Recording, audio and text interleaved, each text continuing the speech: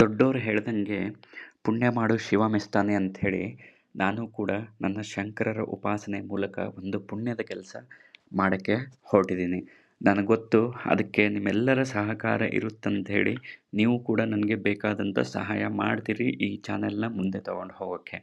So imagine ಮಾಡ್ಕೊಳ್ಳಿ, hardly 32 ವರ್ಷ ಆದರೂ ಸಹ ಸಾವಿರಕ್ಕೂ ಹೆಚ್ಚು ವರ್ಷಗಳಿಂದ ಹಿಂದೂ ಧರ್ಮದ ದಾರಿಯನ್ನೇ ಬದಲಾಯಿಸಿ ಬಿಟ್ಟ ಮಹಾನ್ ತತ್ವಜ್ಞಾನಿ ಸನ್ಯಾಸಿ ನನ್ನ ಶಂಕರಾಚಾರ್ಯರು. ಸೊ ಅವ್ರ ಬಗ್ಗೆ ಸರಳವಾಗಿ ಹೇಳಬೇಕು ಅಂತಂದರೆ, ಶಂಕರಾಚಾರ್ಯರು ಕೇರಳದ ಕಾಳಡಿ ಗ್ರಾಮದಲ್ಲಿ ಜನಿಸಿದರು. ಬಾಲ್ಯದಿಂದಲೇ ಅವರಿಗೆ ವೇದ ಉಪನಿಷತ್ತುಗಳ ಮೇಲೆ ಅದ್ಭುತ ಆಸಕ್ತಿ ಇತ್ತು ಮತ್ತು ಅವರು ತೀಕ್ಷ್ಣ ಬುದ್ಧಿಶಾಲಿ ಆಗಿದ್ದರು. ಅವರ ಕಾಲದಲ್ಲಿ ಭಾರತದಲ್ಲಿ ಅನೇಕ ಮತಪಂಥಗಳು, ಶಾಸ್ತ್ರ ವಿವಾದಗಳು, ಆಚರಣೆಗಳಲ್ಲಿ ತುಂಬ ಗೊಂದಲ ಇತ್ತು. ಸೊ ಅವರ ವೇದಾಂತಗಳು ಎಲ್ಲ ಗೊಂದಲಗಳನ್ನು ಬಗೆಹರಿಸಿದವು. ಮೊದಲನೇದಾಗಿ ಶಂಕರರ ಮಹಾನ್ ಕೊಡುಗೆ ಅಂದರೆ ಅದ್ವೈತ ವೇದಾಂತ. ಅದ್ವೈತ ವೇದಾಂತ ಅಂತಂದರೆ, ಅದ್ವೈತ ಅಂದರೆ ಎರಡಲ್ಲ ಒಂದೇ ಅಂತ ಅರ್ಥ. ಅಂದರೆ ಜೀವಾತ್ಮ ಮತ್ತು ಪರಮಾತ್ಮ ಬ್ರಹ್ಮನ ಅಂತಿಮ ಸತ್ಯದಲ್ಲಿ ಒಂದೇ ಅಂತ ಅರ್ಥ. ನಾನು ಎಂಬ ಪ್ರಶ್ನೆಗೆ ಮೊದಲನೇದಾಗಿ ಉತ್ತರ ಕೊಟ್ಟವರೇ ಅವರು. ತಮ್ಮ ಆತ್ಮ ಪರಿಶೀಲನೆ ಎಂಬ ತತ್ವದ ಪ್ರಕಾರ ಅವರು ಇದರ ಬಗ್ಗೆ ಜನರಿಗೆ ತಿಳಿಸಿದರು. ಅದೇ ರೀತಿ ಅವರು ಉಪನಿಷತ್ತುಗಳು, ಬ್ರಹ್ಮಸೂತ್ರಗಳು, ಭಗವದ್ಗೀತೆಗಳ ಮೇಲೆ ಪ್ರಸ್ಥಾನತ್ರಯ ಎಂಬ ಟೀಕೆ ಬರೀತಾರೆ. ಅದು ಎಷ್ಟು ಸರಳವಾಗಿರುತ್ತೆ ಅಂತಂದರೆ ಎಲ್ಲ ಜನರಿಗೂ ಅರ್ಥವಾಗುವ ರೀತಿಯಲ್ಲಿ ಅವರು ಬರೆದು ಜನರಿಗೆ ಕೊಡ್ತಾರೆ. ಸೊ ಅದೇ ರೀತಿ ಶಂಕರರು ಬರೀ ತರ್ಕಶಾಸ್ತ್ರಜ್ಞ ಆಗಿರಲಿಲ್ಲ, ಅವರು ಕವಿಯೂ ಆಗಿದ್ದರು, ಭಕ್ತರೂ ಆಗಿದ್ದರು.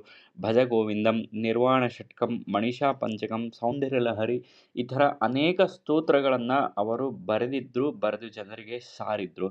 ಸೊ ಅವರಿಗೂ ಸಹ ದೇವರ ಮೇಲೆ ತುಂಬ ಭಕ್ತಿ ಮತ್ತು ಪ್ರೀತಿ.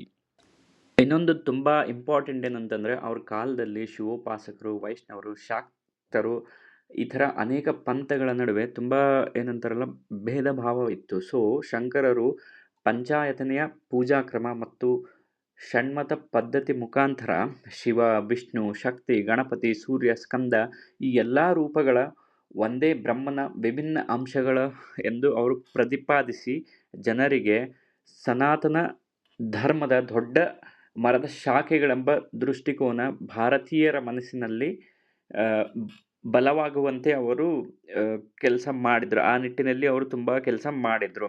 ಸೊ ಶಂಕರರು ಸನ್ಯಾಸ ಪರಂಪರೆಯನ್ನು ಮತ್ತೊಮ್ಮೆ ಪುನರ್ ಸಂಘಟಿಸಿದರು. ಮತ್ತು ದಶನಾಮಿ ಸನ್ಯಾಸಿ ಪರಂಪರೆ, ಶಿಸ್ತಿನ ಗುರು ಶಿಷ್ಯರ ಪರಂಪರೆ ಇವಕ್ಕೆಲ್ಲ ಒಂದು ಸ್ಪಷ್ಟ ರೂಪಣೆ ನೀಡಿದ್ರು.